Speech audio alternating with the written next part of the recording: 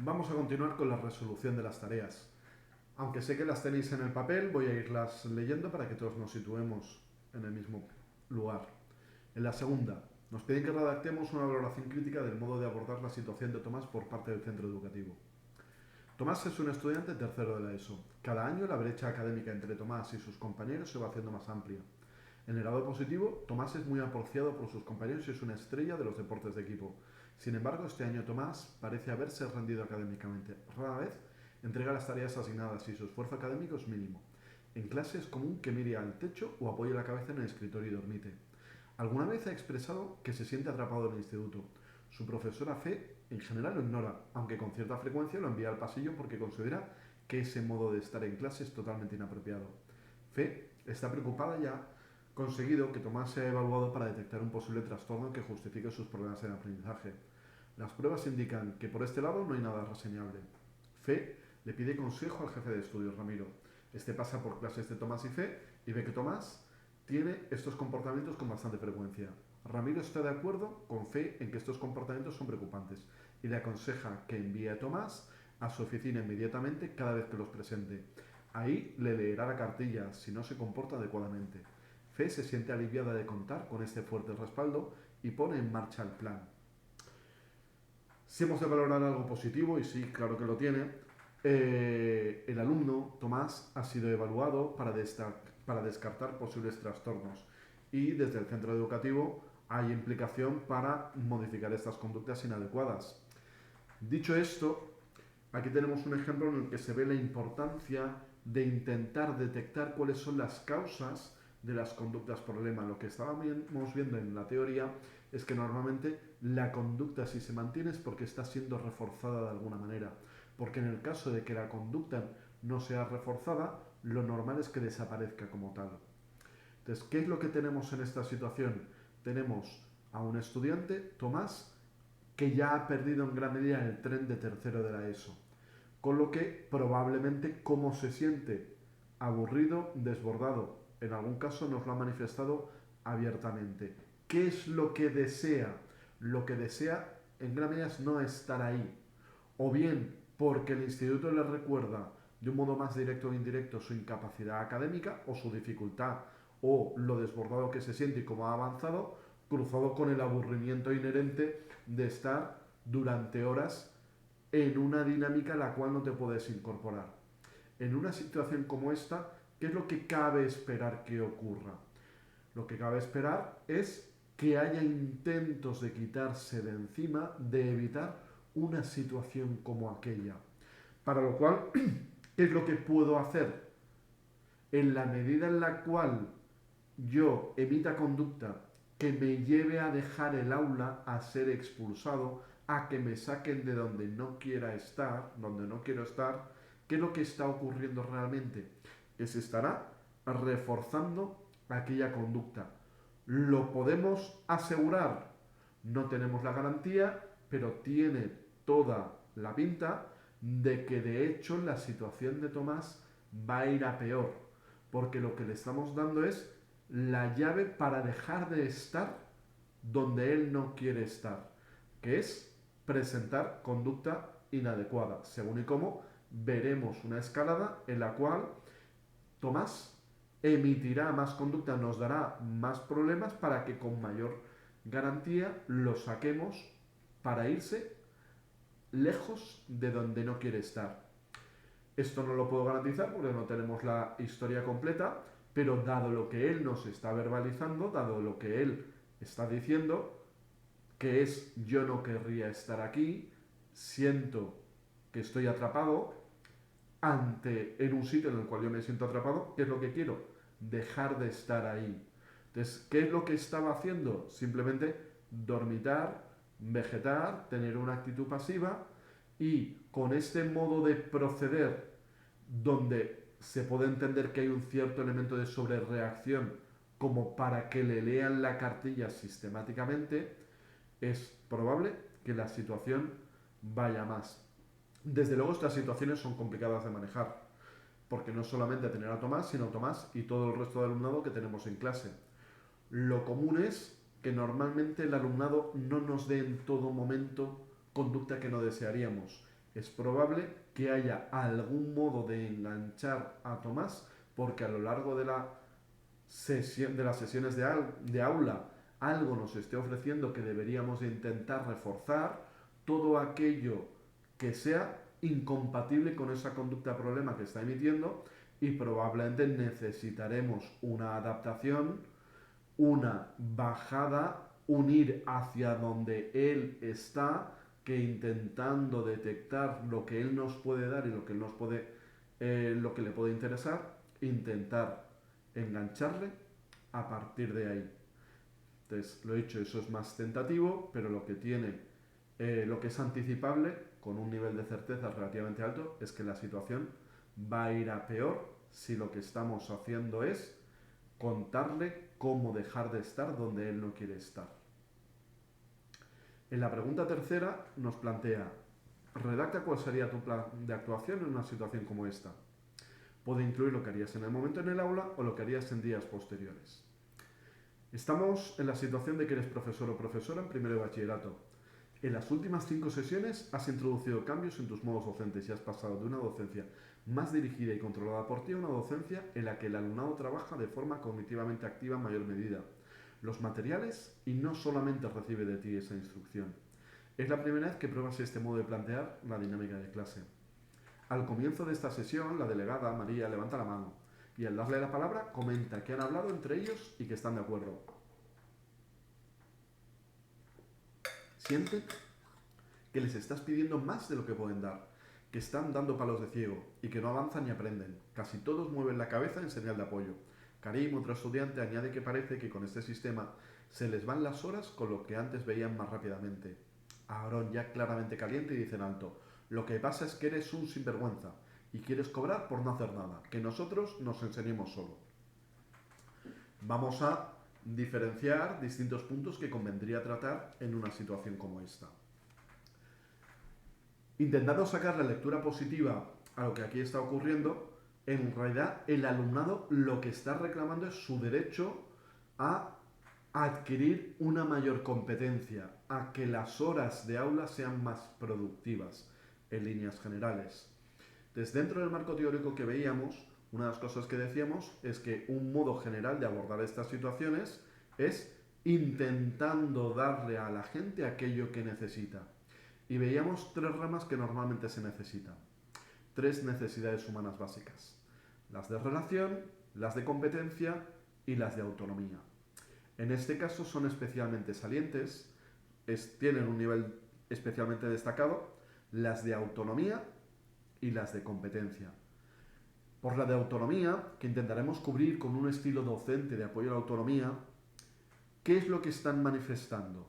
Lo que están manifestando son emociones claramente negativas a las que es razonable que yo como profesor me ponga en situación y manifieste algo del estilo de entiendo que tiene que ser frustrante el sentir que uno no avanza, entiendo que estéis insatisfechos, lamento no haber sido capaz de haberme dado cuenta, algo en lo cual yo, a través de intentar adoptar la postura de los estudiantes, sea capaz de manifestar apoyo y reconocimiento a sus vivencias emocionales. Una cosa es apoyo y reconocimiento y otra cosa es decir que todo me parece bien. No es lo mismo. Entonces voy a hablar desde una aceptación de las emociones. ¿Qué más en el apoyo a la autonomía está ocurriendo? Claramente hay una necesidad de participación que habrá que canalizar de el modo que más o menos cada profesor, cada profesora dentro de su estilo entienda como adecuado. Lo podemos hacer a través de cartulina, a través de mensajes, una participación en directo sobre la marcha. Habría varios modos de intentar gestionarlo. Pero están deseando y lo han hecho de varias vías esa participación en clase. Entonces, ¿qué tiene sentido que haga? Que cuando estamos en un momento como este atienda, primero porque les va bien venir bien a ellos ese cubrir su necesidad y después porque probablemente a nosotros como profesores algo nos van a decir que nos pueda aportar. Eso sí, todas las dinámicas de participación tienen que ser sensibles a aquello que nos dicen. Lo que es francamente inadecuado son las dinámicas de participación que acaban con un me parece perfecto lo que habéis dicho, que yo haré lo que me dé la gana. Eso no sería una dinámica de participación adecuada. Como decía, hay varios modos de abordar esta situación y canalizar la participación. ¿Qué más tiene sentido que yo haga? Si yo estoy en una situación en la cual la propuesta que yo he realizado no ha sido bien recibida, cuando yo la he planteado y la he sacado adelante, mis motivos tendría como para hacerla. Tiene por tanto sentido que yo intente justificar, que yo justifique, que yo alegue los motivos que me han llevado a tomar esa decisión. Esto no implica negar el malestar, pero yo puedo decir, cuando yo me planteé esta decisión, lo hice con la idea de que estos modos docentes son más productivos porque van a permitir que vosotros aprendáis en mayor medida de un modo más profundo, a diferencia de cuando estáis recibiendo. ¿Vale? Hay varios modos de plantear esta situación, esta justificación, pero tiene todo el sentido decirles, yo con esto estaba buscando esto y lo hice desde estos motivos que puedo pasar a compartir y razonar. Al igual que en ocasiones anteriores os decía, que yo justifique mi decisión no equivale a que yo me enquiste en ella. Pero estoy diciendo que no es que me diera por ahí, no me dio un venazo como para hacer este planteamiento, sino había objetivos que yo estaba intentando alcanzar con ellos. Entonces, esto es por la parte de autonomía, por la parte de apoyo a la autonomía. ¿Qué va a ocurrir cuando yo juegue esta baza, cuando yo desarrolle estas estrategias? El alumnado en mayor medida va a sentir que existe, que está siendo atendido, que se le habla a él y desde su realidad. Al intentar esto, aumento la profundización, la extensión, la aproximación a motivaciones autónomas, aquellas en las cuales cuando al estudiante se le pregunta tú por qué estás aquí, es más probable que nos responda porque yo quiero. Y dentro de ese querer es porque me siento activo, partícipe y humanamente reconocido en lo que aquí está ocurriendo. ¿Qué otra necesidad humana básica es la que no está siendo adecuadamente satisfecha, atendida? La de competencia, a través de probablemente problemas de estructuración de la docencia. ¿Qué es lo que yo necesitaré hacer en una situación como esta? No justo en este momento, sino a posteriori. Yo voy a necesitar introducir cambios docentes. ¿Cuáles son esos cambios docentes? Aquí, cada profesor, cada profesora leerá e interpretará la situación de un modo distinto. Yo no creo que en una situación como esta haya que desmantelar por completo una docencia más centrada en el estudiante.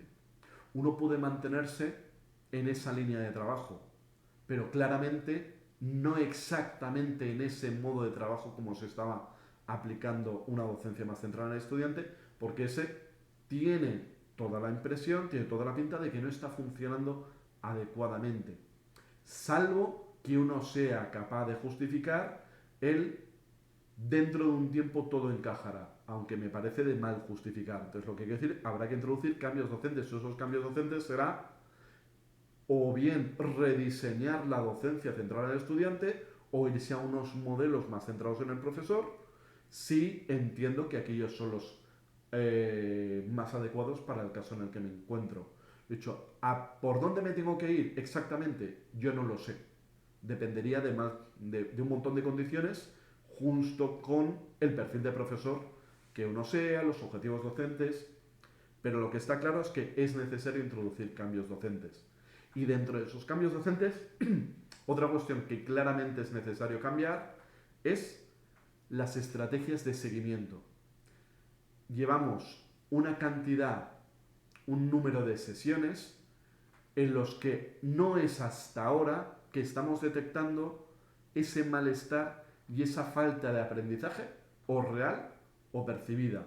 Por tanto, necesito cambiar y necesito ser capaz de monitorizar y detectar avances, retrocesos, situación en aprendizaje, en ánimo del aula, de un modo más profundo a como lo venía haciendo hasta este momento, especialmente cuando yo incorporo cambios y me lanzo a un terreno comparativamente menos explorado. Tiene mucho más sentido mirar el mapa recurrentemente cuando estoy en un camino que no controlo.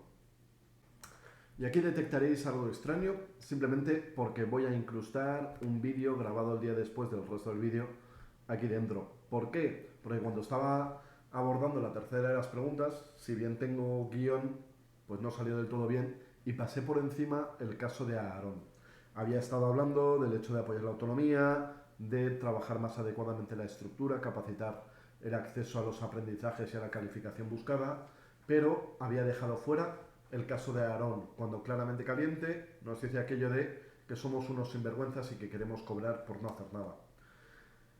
En realidad esta situación no estaría claro cómo abordarla, mientras que hay otras condiciones en las cuales probablemente el consejo puede ser mucho más directo. En una como esta habrá unas directrices generales, pero como profesores, como profesoras, cada uno vamos a tener nuestro estilo. ¿Cuáles son mis indicaciones generales para una situación como esta? Primero, intentar abordar los problemas desapasionadamente, sin llevarlo a lo personal. ¿Vale? Como decir, estamos hablando de que una persona ha hecho esos comentarios que, siendo sinceros, no nos cuestionan a nosotros. Lo que quiere decir con esto es que si tenemos a un estudiante caliente, nosotros no tenemos por qué y es adecuado que no entremos en la misma dinámica. Lo mismo que tampoco tiene sentido que si esa persona nos ha hecho un ataque sobre nosotros, nosotros nos pongamos al mismo nivel. También hemos de actuar de modelos de cómo resolver estas situaciones. Hemos de intentar ver cómo conseguir encarrilar la situación. Y aquí va a haber varios modelos. Me parece razonable que haya profesores quienes activen relativamente rápido la opción de esto está totalmente fuera de lugar y esto va a tener estas determinadas consecuencias. Aquellas que los distintos reglamentos planteen. Lo mismo que va a haber otras condiciones en las cuales vamos a tener margen como para jugar la baza de una mayor tolerancia, una mayor magnanimidad, donde vamos a proyectar otra imagen tanto con Aarón como con el conjunto del grupo. Lo que sí que es adecuado es mantener la proporcionalidad sobre lo que nos ha dicho y probablemente no intentar abordar directamente en ese momento la situación de tal modo que estuviéramos derivando lo que era un problema con toda la clase a una confrontación directa a Aarón profesor, profesor a Aarón.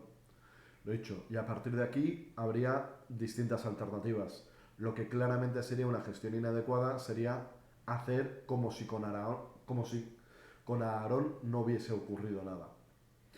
Puede parecer insatisfactorio lo que estoy diciendo, en el sentido de que no estoy diciendo claves directas de actuación, pero es que no todo en la vida y en la dinámica de aula va a tener modos cerrados de resolverse.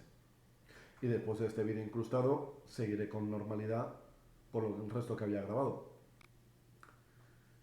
En la pregunta cuarta nos plantea Sergio la idea de que nuestra opción de apoyar la autonomía de los estudiantes, en realidad poco más o menos, aquellos son pájaros en la cabeza, que es algo que en realidad no le viene bien a nadie, ni a nosotros como profesores, ni a nuestros propios estudiantes.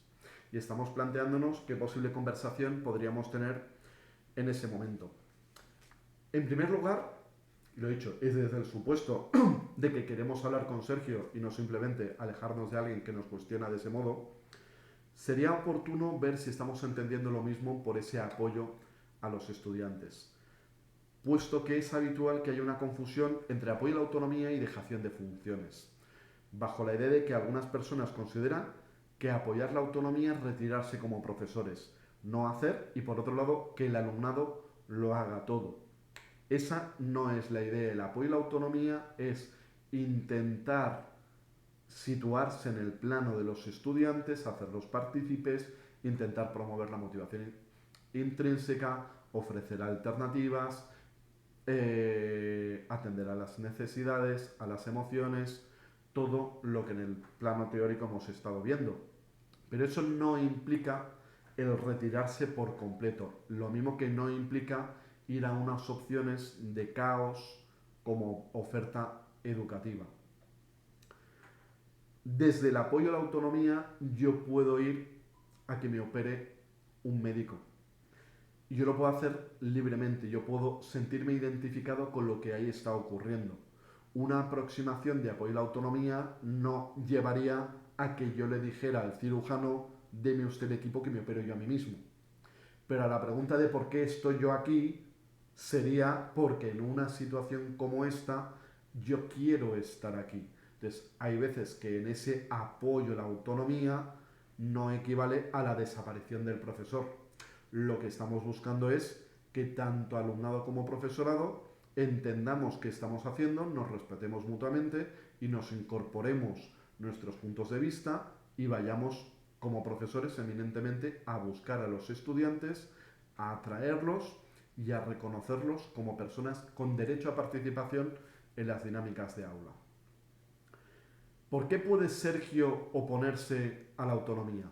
Dentro de los apuntes veíamos lo que llamábamos reticencias a un estilo de mayor apoyo a la autonomía. Así que quizás la conversación de Sergio va por estos puntos. La idea de que le corresponde al profesor ocupar el poder, ¿vale?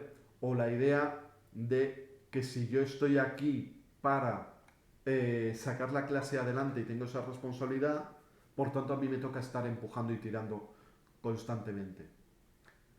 La idea de que se entiende las familias, el entorno, entienden que eso es ser un buen profesor. O como os decía, la idea de que un mayor control por mi parte, una renuncia al apoyo a la autonomía, es montar las clases de forma más estructurada. O una reactividad ante los modos de los estudiantes. O la idea que en ocasiones tenemos interiorizada de que los premios y castigos, las ceremonias y los palos son lo que va a funcionar mejor. O también, por último, la simple tendencia personal a unos estilos más autoritarios desde ese perfil de personalidad. ¿Qué es lo que le podemos responder? En línea con todo esto, en ocasiones ese rechazo a la autonomía nace combinando todos estos una percepción de pérdida de tiempo. El apoyo a la autonomía es verdad que puede en ocasiones demandar algo más de tiempo, pero este incorporar al alumnado no es tremendamente demandante porque es, vamos a decir, ofrecer alternativas, situarse, intentar anticipar qué van a sentir los alumnos. Todo esto no es algo que consuma muchísimo tiempo, pero en términos de consumo de tiempo lo que sí que sabemos es que no hacer nada de esto tiende a aumentar la disrupción, tiende a desenganchar a los estudiantes. Una docencia desde un mayor control tiende a unos aprendizajes menos profundos y esos aprendizajes menos profundos suelen llevar a una repetición al vuélvenos a contar porque ya no nos acordamos. Entonces, por tanto, parte de esta apuesta de vayámonos al control para mejorar el aprovechamiento de tiempos tiene poco respaldo. Y también en ocasiones esta percepción de necesidad de control y por tanto de renuncia al apoyo a la autonomía nace de la idea de que el alumnado en realidad no desea aprender. Entonces, en una situación de desmotivación generalizada o en todo caso de una motivación eminentemente externa a través de premios y castigos o una orientación simplemente hacia el aprobado, un rendimiento o bien más competitivo o más de evitación de suspensos, todo ese tipo de perfiles, si entendemos qué es lo que realmente está moviendo únicamente al alumnado, en parte lo que nos está contando precisamente es el coste de la docencia desde el control. Entonces, hay en ocasiones profesorado y culturas de centro que generan un perfil de alumnado sin ser conscientes de que ese perfil de alumnado, ese perfil motivacional, ha sido generado parcialmente desde el propio centro educativo. Por lo que si el perfil motivacional entendemos que no es el correcto, fíjate que los alumnos solamente van a quitarse las asignaturas de encima con poco esfuerzo, por ejemplo. Si esa es mi percepción, el análisis racional tendría que ser, luego, por tanto, mi modo de estimular la profundización, mi modo de manejar la motivación y el compromiso con los estudiantes no está funcionando adecuadamente. Por tanto, en ocasiones parte de las reticencias a cambiar de modelos nace precisamente de que esos modelos en los que no queremos abandonar nos están dando algo que no nos interesa. Luego la lógica sería, dejemos lo que no está funcionando. En la pregunta quinta, un estudiante nos pregunta fuera de aula qué sentido tiene estudiar nuestra asignatura. Para mí el objetivo de esta pregunta era simplemente que anticipáramos cuál puede ser la respuesta que daríamos a una pregunta que el alumnado tiene todo el sentido y que probablemente en algún momento nos va a formular. Entonces, si queremos dotar de valor nuestras propuestas, nosotros mismos tenemos que ser conscientes de cuál es ese valor que puede tener. ¿Por qué tiene sentido estudiar lo que yo estoy ofreciendo como profesor? Es común en situaciones como esta recurrir a criterios eminentemente instrumentales, en el sentido de esto te permitirá comprender o esto te valdrá para nota, depende de perfil de alumnado, cada uno intentará moverse en una situación como esta lo mejor que pueda. Yo os animo a que en una situación como esta, y sabiendo que probablemente no va a ser la apuesta ganadora, pero que también no dejemos totalmente de lado el hablar de la belleza y el interés intrínseco que tiene nuestra asignatura. ¿Por qué aprender esto? Sí, porque te va a posibilitar entender el mundo, porque va a permitirte una mayor inserción laboral, porque simplemente lo necesitas para pasar de curso. Hay varios elementos, pero intentemos también recordar por qué es bonito en sí mismo trabajar lo que trabajamos. De hecho, no para poner todos los huevos en esa cesta, sino al menos para no retirarlos por completo y recordar que sigue teniendo sentido estudiar esto más allá de razones instrumentales a futuro. En la sexta pregunta se nos plantea ¿por qué el aprovechamiento de los tiempos docentes es importante también para la reducción de la conducta inapropiada? ¿Cómo puede mejorarse ese aprovechamiento? Hay varios motivos. El más claro es que los vacíos docentes, si yo no estoy aprovechando el tiempo, si yo no ofrezco nada, es muy fácil que ante la nada como propuesta, o una nada que básicamente es mientras yo no os ofrezco nada como profesor, espero que no la liéis, es muy sencillo que el alumnado se plantee conducta alternativa que no encaje con lo que yo querría como profesor que hiciera. Entonces, si yo no aprovecho los tiempos, genero vacíos, hago rutinas y procedimientos mal ensayados, mal practicados, como por ejemplo, vamos a ponernos a trabajar en grupo, hay que mover las mesas, y lo que podía hacerse en 2 minutos se me lleva a 10 minutos, ahí hay mucho más margen de que el alumnado se me pierda. ¿Por qué? Porque lo que yo estoy metido y los estoy metiendo es de un valor muy reducido. ¿Qué más razones para aprovechar los tiempos docentes? Simplemente porque a mayor aprovechamiento de tiempos docentes, mayor margen para el aprendizaje. El aprendizaje no lo regalan, el aprendizaje hay que trabajarlo. Si yo libero tiempos, estoy concediendo más tiempo, a ver, o más contenidos o los mismos contenidos con una mayor profundidad.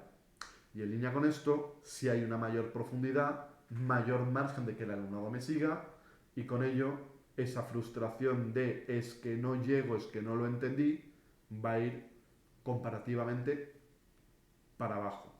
Y con ello también el menor conducta inapropiada probablemente. Y también ese aprovechamiento de los tiempos docentes creo que es un modo de dotar de valor a nuestras asignaturas. Si yo como profesor no respeto mis propios tiempos, si yo soy ese profesor que malgasta el tiempo que tiene asignado, el mensaje que estoy lanzando es que mi asignatura no vale la pena. Y si yo lanzo ese mensaje, no es descabellado que el alumnado se enganche a esa idea que yo mismo estoy alimentando.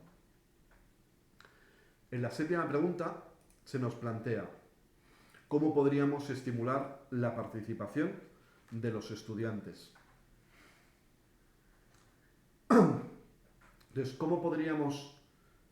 Perdonad, vuelvo a la pregunta 6, que me he dejado la segunda parte. ¿Cómo puede mejorarse ese aprovechamiento en los tiempos docentes? A través de puntualidad, de ofertar procedimientos bien trabajados, bien estructurados. Y también un modo de mejorar los tiempos docentes es todo aquello que esté orientado a reducir la disrupción, como puede ser ofertar alternativas de valor, opciones educativas, propuestas educativas de valor. Perdonad por esta interrupción, vuelvo a la pregunta 7. En la pregunta 7 nos dice cómo puedo intentar estimular la participación. Aquí creo que puede ayudar pensar cómo muchas veces para que se dé algo que queremos que se dé, tiene que darse una combinación. Una combinación de querer y poder. ¿Cómo puedo aumentar la probabilidad de que el alumnado quiera participar? Por un lado, cuando aquello en lo que yo le estoy pidiendo participar entra dentro de sus intereses, les resulta valioso. Si yo lo que estoy pidiendo es que participen en algo que ni les va ni les viene, es razonable que aquello no funcione. ¿Qué más necesitaré? Que esa participación no caiga en saco roto, en saco roto, bajo la idea de que si yo estoy lanzando una petición de participación a la cual yo como profesor soy totalmente insensible, es normal que el planteamiento sea ¿y para qué? Y también dentro del querer, para aumentar el querer, es razonable que yo reduzca el coste de esa participación. Entonces, ¿qué es lo que tengo que hacer? Crear una cultura de aula receptiva al error. Que desde la gratitud por haber manifestado la opinión, sea esta totalmente correcta o no, yo deje claro que todo esto es lo que nos permite crecer como clase. Entonces, estos desde el poder puestos a desmenuzar.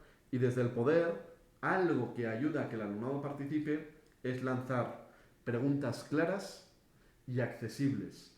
Hay ocasiones en las que el alumnado no responde porque directamente no ha entendido qué es lo que le estamos preguntando, o bien porque habiendo entendido lo que le estamos preguntando no está en situación como para podernoslo dar. En línea con esto, hay ocasiones en las cuales esto se ve facilitado si cuando se pregunta algo ha habido elaboración previa de los materiales, de tal modo que la pregunta no es leída como algo del estilo de genera sobre la marcha una respuesta a un tema complicado que razonablemente no eres capaz de tener listo en el tiempo que yo te voy a dar. Si yo salgo de esa situación, es más probable que obtenga participación. Y también otra propuesta es ampliar qué vamos a entender por participación. Dentro de la instrucción explícita veíamos que no todo era lanzar preguntas y esperar que algún alumno o alumna levante la mano, sino que hay modos de participar entre compañeros, levantando pizarras, hablando por parejas. Hay varios modos de jugar bazas participativas que probablemente son percibidas como más asequibles, más controlables por parte del alumnado que se siente capaz y con menos coste de exposición, y donde gran parte de las preguntas serán razonablemente asequibles para ellos. En la pregunta octava nos planteamos por qué los modos docentes desde el control o el caos, en contraposición a la combinación de apoyo a la autonomía y estructura, contribuyen a una mayor presencia y conducta inapropiada en el aula. Desde un punto teórico, si yo lo que hago es plantear actividades de bajo valor, como puede ser cuando el alumno no sabe por qué está ahí más allá de por qué le toca estar ahí, y a la pregunta de por qué estás es no por mí mismo, no porque yo quiera, y eso es una falta de apoyo a la autonomía, una falta de autonomía. Eso sería una docencia desde el control, o cuando la docencia es desde el caos y por tanto no hay un camino que sea viable de seguir o al menos razonablemente accesible y el alumnado no es capaz de ir mejorando en su competencia, no se le está planteando nada que sea o interesante o viable. Entonces, ante ese escaso valor de la propuesta, ¿qué es lo que cabe esperar que ocurra? Que otras propuestas que se puedan plantear los estudiantes comparativamente les resulten más interesantes. Esas otras propuestas pueden ser variopintas. Puede ser más interesante estar mirando por la ventana, no es la conducta que deseábamos, pero no es especialmente dañina para el conjunto de la clase. Puede ser estar leyendo por nuestra propia cuenta el libro de texto, o puede ser estar liándola de muchas y variadas maneras como se les puede ocurrir. ¿Por qué? Porque esa propuesta que yo he lanzado presenta un valor muy escaso. Y en la pregunta 9 tenemos un texto del País. No lo voy a analizar por completo, pero me voy a quedar especialmente con algunas ideas generales. Una de ellas es la de María Sancho, que es con la que arranca. A mí lo que más me llama la atención es cómo a lo largo del texto de María Sancho, donde se contrasta cómo fue su experiencia como docente en un centro educativo y en otro, cómo el perfil cambia por completo, donde en el primero habla de que de 28 solamente 8 estaban por la labor de trabajar y ella desertó de su labor docente con los otros 20. Yo puedo entender perfectamente que sea muy difícil sacar adelante a 28, especialmente cuando no ha habido un enganche y uno no ha encontrado cuál es la tecla que tenía que pulsar. A mí lo que me parece más llamativo es que esta profesora en ningún momento relata nada mínimamente parecido a yo me esforcé intentando encontrar por dónde les podía entrar. Busqué sus intereses, hice pruebas, atendí, hice que participaran, hablé con ellos repetidamente, no hay nada que se le parezca. El modelo que aparentemente presenta es yo soy la misma profesora en el centro en el que el viento sopla a favor a cuando el viento soplaba en contra. Entonces, esta aparente falta de sensibilidad y adaptabilidad es normal que acabe dando problemas. La lástima es que esto implica que hay alumnado que no está siendo atendido porque alguien consideró que ya tenían que estar dispuestos a seguir a ese profesor, a esa profesora, desde el minuto uno. No hubo una búsqueda activa, no hubo un análisis de qué es lo que está pasando.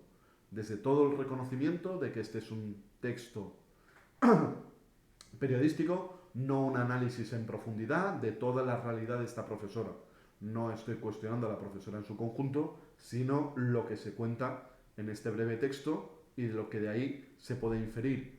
Y si yo me voy a otras partes posteriores, veo cómo en otros contextos tan o más demandantes, tan o más complicados que los que se presentan al comienzo, sí que ha habido una elaboración por parte del centro educativo de los profesores de yo qué puedo hacer.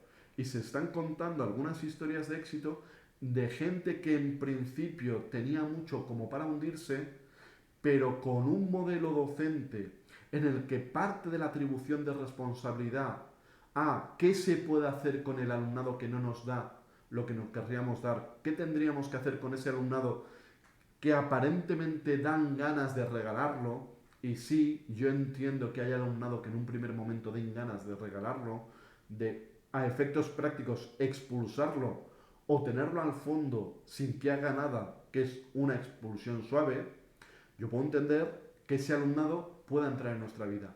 Pero la pregunta es, ¿qué puedo hacer para reenganchar a este alumnado? ¿Cabe esperar que hagamos magia? Probablemente no. ¿Se puede garantizar un pleno? Probablemente no.